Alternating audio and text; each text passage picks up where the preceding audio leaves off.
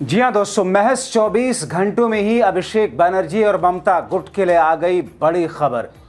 Bharatiya Janata party और शुवेंदु सरकार को भी लगा तगड़ा झटका। स्वागत है आप सभी का। आप देख रहे हैं द राजनीति का विशेष सेगमेंट खबर और विश्लेषण। मैं हूं जबार खान। दोस्तों, ठीक 24 घंटे पहले मैंने आपको दिखाया था कि किस तौर पर 23 में से 15 सीटों पर ममता बनर्जी की आंधी चली थी और किस तौर पर ममता बनर्जी ने अपना खूंटा गाड़ा था। लेकिन 24 घंटों के भीतर 20 अगस्त खत्म होते होते ममता बनर्जी और खास तौर पर अभिषेक बनर्जी के लिए एक बड़ी खबर आई, और वो भी कलकत्ता हाई कोर्ट से। विस्तार से दोस्तों आपको सब कुछ बताता हूं। अगले चंद मिनट मेरे साथ में जरूर रहें, क्योंकि ये खबर बंगाल से लेकर देश की राजधानी दिल्ली तक हलचल मचाया है। क्योंकि दोस्तों ऐसा लगता है कि जैसे केंद्र में मोदी सरकार अपने अंत की तरफ धीरे धीरे बढ़ रही है, मगर इस बीच में अब राज्यों में भी उसकी ऐसी हालत दिखाई दे रही है। चाहे उत्तर प्रदेश में भाजपा की सहयोगी पार्टियों की चेतावनी या वार्निंग हो, या फिर बिहार जेडीयू की तरफ से लगातार दबाव की राजनीति से भाजपा को दायरे में रहने की नसीहत। मगर किसने सोचा था, जिस ममता और टीएमसी को भाजपा ने साम दाम दंड भेद से छलनी कर दिया, जिस ममता की सियासत को बुद्धिजीवी भी खत्म मानकर चल रहे थे, मगर अब वही बंगाल भाजपा के लिए मुश्किलें खड़ी कर रहे हैं। और ऐसी वैसी मुश्किलें नहीं, मुश्किलें ऐसी कि आने वाले चुनाव में भाजपा फिर से वहीं पहुंच जाएगी जहां पर वो बीते चुनाव से पहले हुआ करती थी। दोस्तों, बंगाल में बाग काउंसिल के 23 में से 15 सीटों पर ममता गुट की जीत हो, या फिर 20 बागियों में से 4 के खुलेआम भाजपा से बगावत, या फिर बागी नेताओं का ममता पर हमले के बाद बागियों का ममता गुट के साथ खड़े होकर ममता के फेवर में आवाज उठाना, ये सब संकेत हैं कि ममता अपनी वापसी के ट्रैक पर कदम रख चुकी हैं। मगर इस बीच में स्पीकर बिरला का आने वाला फैसला, जिसके इंतजार में मोदी शाह की भी सांसें अटकी हैं, क्योंकि बागियों में से 16 के सांसदी का जाना लगभग तय है कानूनी हिसाब से। मगर अब अभिषेक बनर्जी के लिए जो जीत की खबर कलकत्ता हाई कोर्ट ने दी, उसे ममता अभिषेक को नई एनर्जी, शुवेंदु, बागियों और मोदी शाह के लिए झटके की तरह है। दोस्तों, बीते दिनों जिस सरकार और बंगाल के जिस अदालत ने अभिषेक बनर्जी को अपनी आंखों के इलाज के लिए बाहर जाने की इजाजत नहीं दी थी, मगर देश की सबसे बड़ी अदालत ने अभिषेक के हक में फैसला दिया, ठीक उसी तरह अब जो भाजपा और बंगाल की एजेंसियां, यहां तक कि बंगाल के बैंक भी अभिषेक बनर्जी के बैंक खाते को फ्रीज करके खुश हो रहे थे, अब कोर्ट ने उनको ऐसी लताड़ लगाई है जिसकी कल्पना उन्होंने नहीं की थी।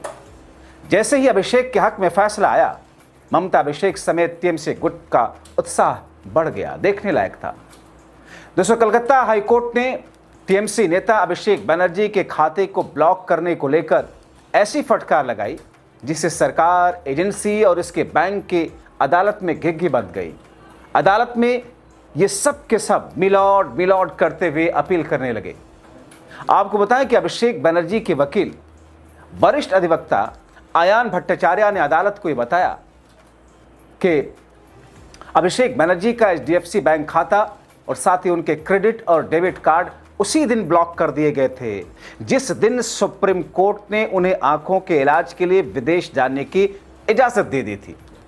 क्या यह महज कोइंसिडेंट था, या फिर अभिषेक को रोकने के लिए, क्योंकि अब सुप्रीम कोर्ट से उनको बड़ी राहत और जीत मिली है, इसलिए अभिषेक के साथ में कुछ ऐसा करा दिया जाए जिससे सरकार की मंशा पूरी हो। बैंक की ओर से एक संदेश में कहा गया कि बैंक खाते को अस्थायी रूप से निलंबित किया जा रहा है और बनर्जी को इस मुद्दे को सुलझाने के लिए खुद बैंक आना होगा। दोस्तों, क्या ऐसा कभी होता है? हमने तो आज तक नहीं देखा। होते हैं बैंक अकाउंट फ्रीज, बहुत इजीली किए जाते हैं, कुछ घपलों में, कुछ चीज़ों में, कुछ आरोपों में। मगर अभिषेक बनर्जी के साथ में जो भारतीय जनता पार्टी की सरकार ने कराया था, एजेंसियों के साथ में मिलकर के शुवेंदु सरकार ने जो कराया था, वो तो सीधा नियमों और कानून का उल्लंघन था। इसीलिए अदालत ने भी फटकार लगाई है जम करके सवाल। मगर दोस्तों, कहते हैं ना कि उसके यहां देर होती है मगर अंधेर नहीं। अदालत ने शुवेंदु सरकार, उनकी एजेंसियों और बैंक की, एक तरीके से मैं अगर सख्त शब्द का प्रयोग करूं तो खाल खींचते हुए सख्ती से पूछ लिया, क्या आपका बैंक ई-केवाईसी का पालन नहीं करता? क्या आपका बैंक ग्राहक से व्यक्तिगत रूप से मिलने को लेकर बहुत उत्सुक रहता है? आपके पत्र से ऐसा लगता है कि आप ग्राहक का चेहरा देखने में बहुत रुचि रखते हैं। क्या बैंक ग्राहकों के साथ इसी तरीके से आप व्यवहार करते हैं? बताइए, आप इसे कब सुलझाएंगे? आपको जो भी दस्तावेज चाहिए वकील को बता दीजिए, वो जमा करा देंगे। दोस्तों, ये मेरे शब्द नहीं है, ये माननीय अदालत के शब्द हैं, माननीय जज साहब के शब्द हैं। आप अंदाजा लगा सकते हैं किस तौर पर सरकार, पुलिस एजेंसियां, टीएमसी, उनके नेता, उनके शीर्ष नेता ममता अभिषेक को हर एंगल से परेशान करने का मौका ढूंढती हैं। मगर ये उसकी एक मिसाल है। अदालत ने एक झटके में उनकी चूड़ी टाइट की। दोस्तों, कोर्ट ने जैसे ही सख्ती से सवाल करते हुए टाइट किया, वहां पर सब के सब गिड़गिड़ाने लगे। बैंक के वकील कहने लगे कि हम पहले से ही इस मामले को सुलझाने की प्रक्रिया में हैं मिलॉर्ड। मुद्दा यह है कि एचडीएफसी बैंक के संबंध में रिट याचिका सुनवाई योग्य है या नहीं। मुद्दा यह है कि महोदय, इस याचिकाकर्ता का नाम, मोबाइल नंबर, पैन नंबर पहले से ही ईडी द्वारा शुरू किए गए अन्य मामलों से जुड़े हुए हैं। ये सिस्टम वेरिफिकेशन है, इसलिए ब्लॉक हो गया। मतलब कुछ भी, किसी भी तरह की कोई भी थेथरोलॉजी, कोई भी अंदाज, कोई भी घिसी पिटी रटी रटाई लाइन आप बोलकर निकल जाइए। अब तो ये अदालतों के सामने करने लगे। इस पर भी कोर्ट ने धागे खोले कि क्या कह रहे हैं आप। ये सब बातें कल जब मामले पर संक्षेप में सुनवाई हुई थी तब तो आपने नहीं कहा था। यहां तक कि बैंक द्वारा अभिषेक बनर्जी को जारी किए गए पत्र में भी इसके बारे में कोई बात नहीं बताई गई थी।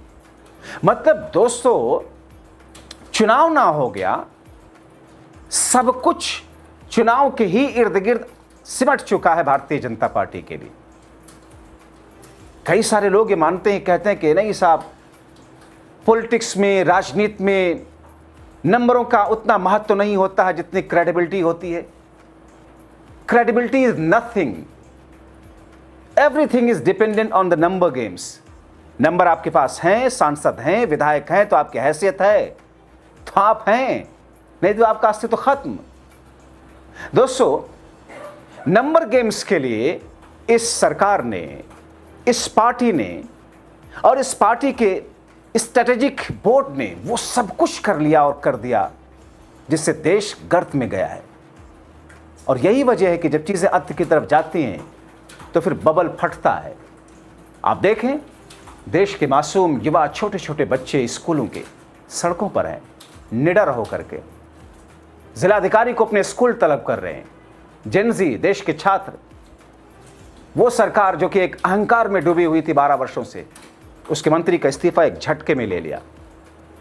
कोई ये ना समझे कि स्थायी तौर पर वो अब राजा बन चुका है। डेमोक्रेटिक देश है ये, लोकतांत्रिक प्रक्रियाओं के तहत ही चलता है। भ्रम एक हद तक रहता है, उसके बाद चीजें बिखरती हैं। इस मामले में भी दोस्तों सब कुछ किया गया।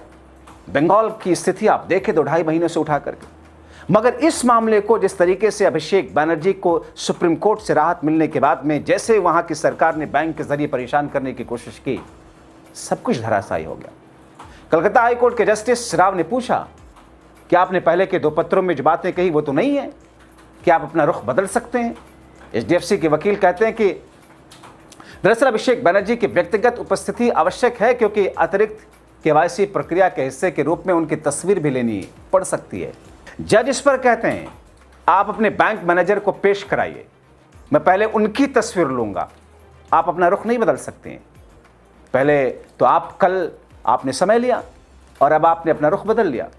लेकिन दोस्तों, इधर फिर से बैंक के वकील घुटनों पर आए, अदालत से अपील करते हुए कहा कि अभिषेक बनर्जी को केवाईसी प्रक्रिया के लिए बैंक की शाखा में जाने की जरूरत नहीं है, चूंकि उनका खाता अस्थायी रूप से अवरुद्ध है, इसलिए यह प्रक्रिया ऑनलाइन नहीं की जा सकती। बैंक का अधिकारी केवाईसी औपचारिकता को पूरे करने के लिए अब उनके आवास पर जाएगा। मतलब महज केवाईसी की प्रक्रिया पूरी ना करने के कारण इसका बहाना बना करके जैसे ही ये लगा कि अब सुप्रीम कोर्ट से इजाजत मिल गई है, बाहर जा सकते हैं आंखों के इलाज के लिए, बैंक अकाउंट ही फ्रीज करा दिया। इस हद तक जब बदले की भावना से पार्टियां और सरकारें काम करने लग जाएं तो फिर एक नहायत ही क्रूर और जल्लाद की श्रेणी में आती हैं। दोस्तों, अदालत ने न्यायालय ने इस निवेदन को दर्ज किया और फिर अंतरिम आदेश में न्यायालय ने अभिषेक बनर्जी से दस्तावेज देने को कहा, लेकिन अभिषेक बनर्जी को बड़ी राहत देते हुए सरकार और बैंक की तरफ से पेश वकील के धागे खुले। दोस्तों, यह घटना किसी की नज़र में हो सकता है एक छोटी सी हो, मगर जिस तरीके से सरकार एक पार्टी विशेष के विरुद्ध, उसके खिलाफ ज़मीन पर जिस तरीके से काम कर रही है, उसे लगता है कि साहब देश के पूर्वी हिस्से में, बंगाल में है, जहां की खबरें दिल्ली तक नहीं पहुंचेंगी या जहां की खबरें देश की राजनीति की हेडलाइन नहीं बनेंगी। ऐसा नहीं है। सेकंडों में खबरें, ग्लोबलाइजेशन का पीरियड है दोस्तों, सेकंडों में खबरें दुनिया के एक छोर की दूसरे छोर पर पहुंचती हैं। दोस्तों, ये तमाम स्थितियां ये दर्शाती हैं, ये बताती हैं कि अगर पूरी मजबूती के साथ में अपने अधिकार और हक के लिए लड़ाई लड़ने में अगर कोई सक्षम नहीं है, तो फिर उसके साथ ये लोग बदले की भावना से क्या कुछ नहीं करते होंगे, आप अंदाज़ा लगा सकते हैं। लेकिन दोस्तों, अदालत ने अभिषेक बनर्जी के लिए एक बड़ी जीत दी है। लेकिन सरकार अब दूसरा तिकड़म ढूंढ रही होगी उनकी एजेंसियां कि कैसे इन्हें फंसाया जाए। लेकिन मैं फिर वही कहूँगा, उसके यहाँ देर है अंधेर नहीं।